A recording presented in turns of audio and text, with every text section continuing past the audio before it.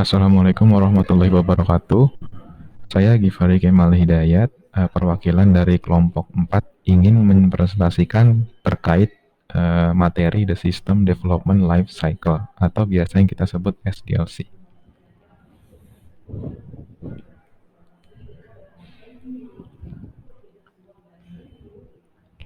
Jadi untuk SDLC itu System Development Life Cycle merupakan sebuah metode konseptual dalam sebuah proyek manajemen menjelaskan tahapan kerjaan dalam mengembangkan sistem informasi.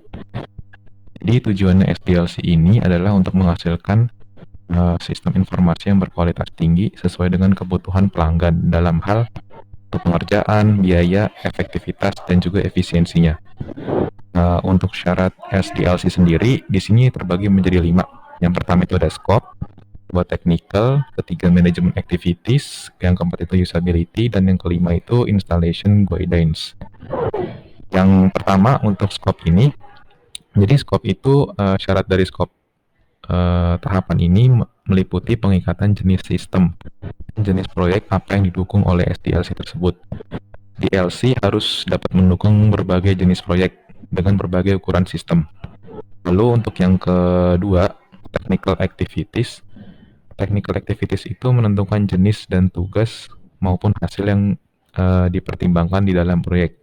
Technical activities ini terbagi dalam beberapa kategori, seperti system definition, testing, system installation, production support, evaluating alternative, definisi release, reconciliating information across multiple phases, reconciliating to a global view, serta definition the project's technical strategy.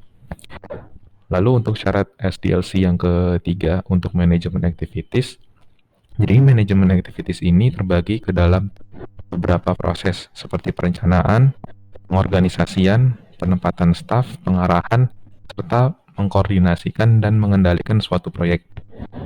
Dan yang keempat untuk usability. Jadi usability ini mengatasi berbagai cara untuk menentukan SDLC mana yang akan digunakan oleh tim, apa yang harus dipertimbangkan dalam membuat SDLC yang mudah dan dapat digunakan di dalam kasus. Yang terakhir syarat SDLC yang kelima, installation guidance. Jadi installation guidance ini mengatasi semua kebutuhan yang terkait dengan tahapan SDLC mulai dari awal, seperti itu. Jadi untuk masuk yang ke slide selanjutnya, fase dalam SDLC ini terbagi menjadi 6. Yang pertama itu identifying problems, planning. Yang kedua itu analyzing systems needs. Ketiga itu designing the system. Yang keempat itu ada developing the documenting software. Yang kelima itu ada testing the system. Yang keenam itu implementing and maintenance. Jadi untuk yang fase-fase dalam SDLC ini, yang pertama identifikasi problems, masalah, dan juga planning. Di tahapan ini fase SDLC yang pertama ini juga menentukan kesuksesan ini dari sebuah proyek yang berjalan. Pada tahapan ini tim akan mengidentifikasi nih sistem informasi mana yang seharusnya dikembangkan. Fase perencanaan juga bertujuan untuk memberikan sebuah jaminan atau kualitas, kelayakan teknis, dan juga menghindarkan dari resiko yang berpotensi muncul agar pengembangan proyek lunak dapat berjalan lancar dan tidak ada hambatannya, seperti itu. Lalu untuk fase SDLC yang kedua, analyzing system needs. Fase ini membutuhkan alat khusus untuk membantu para analis menentukan kebutuhannya. Fase ini menilai beberapa aspek kelayakan.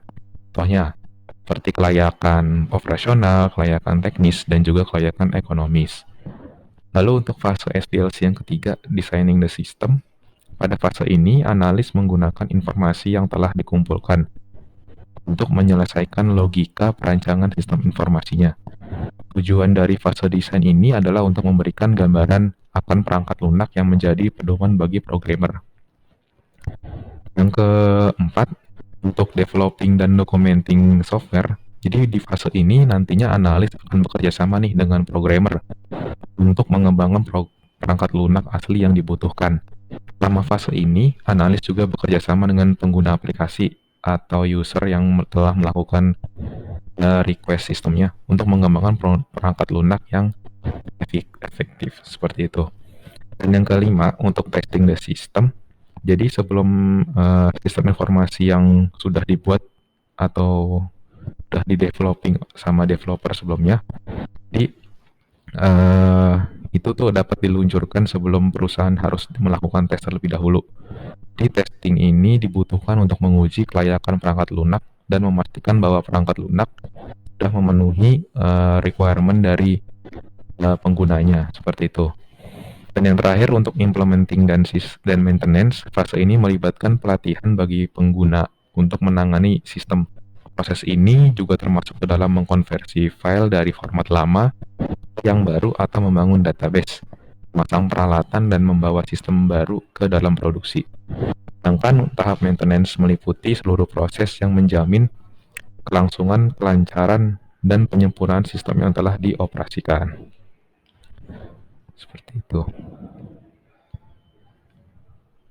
Lalu kita masuk ke model SDLC-nya, seperti apa. Jadi yang pertama ini ada fase waterfall. Untuk waterfall sendiri, waterfall itu terdiri dari rencana terperinci yang menjelaskan proses pengembangan, pengujian, pemeliharaan, pembaruan, dan juga peningkatan perangkat lunaknya. Seperti yang udah saya bilang sebelumnya, jadi waterfall ini merupakan salah satu model SDLC yang digunakan untuk perangkat lunak, seperti itu. Jadi kapan nih saat yang kita menggunakan untuk metodologi waterfall ini? Jadi kita simpulkan untuk penggunaan waterfall ini ketika paling tepat menggunakan waterfall ketika proyek yang dikerjakan itu nggak terlalu besar scopingnya dan tidak dibutuhkan perubahan secara terus-menerus. Karena ketika ada kesalahan, hal tersebut bisa diperbaiki dalam tahap itu aja. Lalu yang kedua itu, ketika analisis dan desain dilakukan di awal, proyek jadi lebih terstruktur dan jelas nih arahnya ingin dibawa kemana.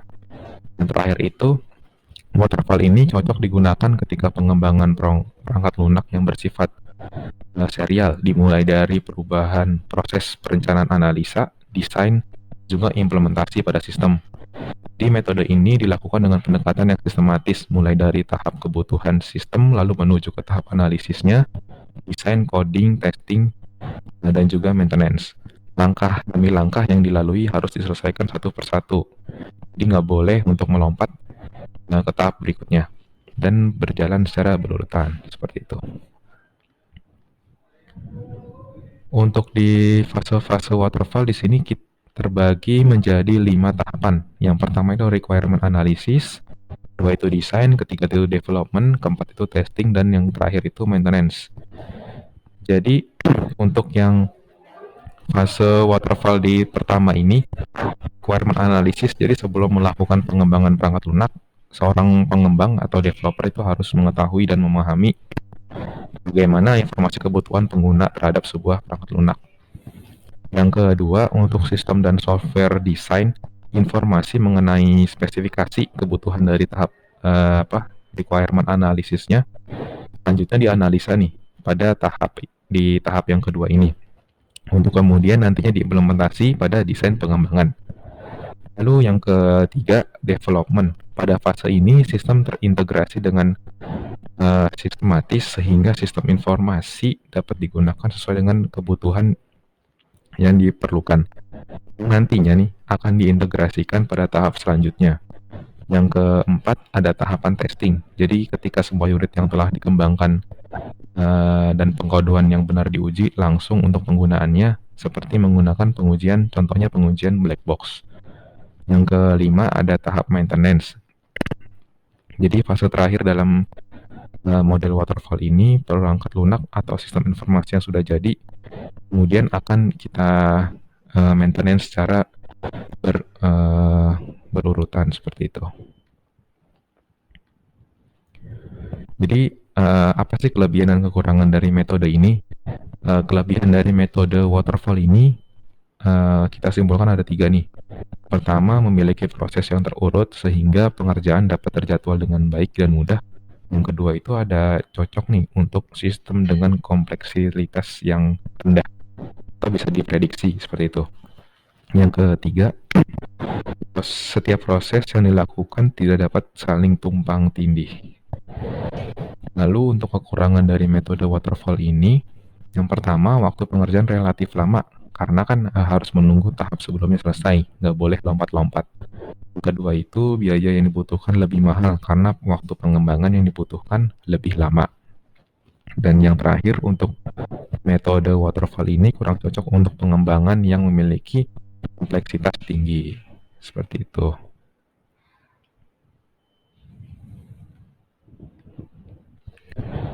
Lalu masuk ke metodologi selanjutnya. Ini ada metodologi Scrum. Jadi Scrum itu merupakan suatu framework dari model Agile yang digunakan dalam pengembangan perangkat lunak.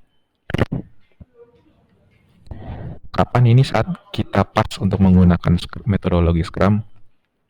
Saat paling tepat menggunakan metodologi Scrum ini ketika proyek dikerjakan tidak definisikan dengan jelas oleh klien. Jadi Scrum itu digunakan pada saat proyek dikerjakan memungkinkan terjadinya suatu perubahan. Terakhir ini Scrum cocok digunakan pada proyek yang membutuhkan penyelesaian dengan waktu yang cepat. Lalu yang keempat, Scrum ini digunakan pada proyek yang kompleks dan inovatif. Lalu yang terakhir, ini ada Scrum digunakan pada proyek yang memiliki ruang lingkup disesuaikan dengan jadwal proyek. Jadi untuk fase pada Scrum ini terbagi menjadi 5. Yang pertama itu ada first meeting, yang kedua itu sprint planning meeting, ketiga itu ada daily Scrum meeting, keempat itu sprint review meeting, yang kelima itu ada retrospective meeting. Jadi untuk fase-fase ini yang pertama itu kan ada first meeting. Jadi pada first meeting ini diawali dengan pembuatan tujuan yang akan dicapai dan penentuan product backlog. Jadi product backlog itu akan dihitung waktu dengan satuan harinya. Biasanya sih antara 1 sampai 20 hari. Itu. Lalu untuk yang kedua sprint planning meetingnya merupakan sini tuh merupakan meeting yang product owner, scrum team, dan orang-orang yang berkepentingan. Dalam meeting ini biasanya menentukan sprint goals-nya itu seperti apa. Akan dicapai pada sprint berikutnya. Seperti itu. Lalu yang ketiga ini ada daily scrum meeting. Meeting ini merupakan seperti meeting harian. Biasanya itu nggak lebih dari 15 menit di dalamnya. Jadi pada saat meeting ini seluruh tim akan sekedar sharing apa yang udah dilakukan kemarin, apa yang akan dikerjakan sekarang, dan rencana atau planning yang akan dikerjakan untuk besok. Seperti itu. Untuk yang keempat, sprint review meeting. Jadi meeting ini merupakan meeting setelah aktivitas selama 2 minggu atau 1 bulan sprint berakhir. Kemudian diikuti oleh sprint planning meeting untuk sprint berikutnya. Terakhir, sprint retrospective meeting. Jadi di meeting ini merupakan meeting setelah sprint review meeting dan sebelum sprint planning meeting berikutnya. Seperti itu. Lalu ini untuk ada kelebihan dan kekurangan dari metode Scrum. Kelebihan dari metode Scrum ini yang pertama, Scrum dapat membantu tim menyelesaikan hasil proyek dengan cepat dan efisien. Kedua itu, Scrum memastikan penggunaan waktu dan uang secara efektif. Yang ketiga, proyek besar dibagi menjadi sprint yang mudah dikelola. Lalu untuk kekurangan dari metode Scrum ini, yang pertama, Scrum sering mengarah skop yang karena kurangnya tanggal akhir yang pasti. Yang kedua itu peluang kegagalan proyek tinggi jika individu tidak terlalu berkomitmen dan ataupun kooperatif. Ketiga, Scrum hanya dapat berhasil dengan anggota tim yang berpengalaman.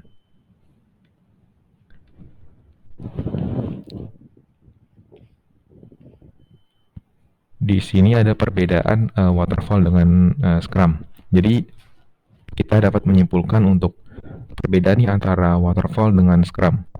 Di sini kita bagi menjadi 9 ya. Yang pertama itu ada anggota, yang kedua itu ada proses, ketiga itu waktu, keempat itu ada konsumen, kelima itu ada perubahan, keenam itu ada priority, yang ketujuh ada proyek, 8 itu ada biaya, 9 itu ada studi kasus. Seperti itu.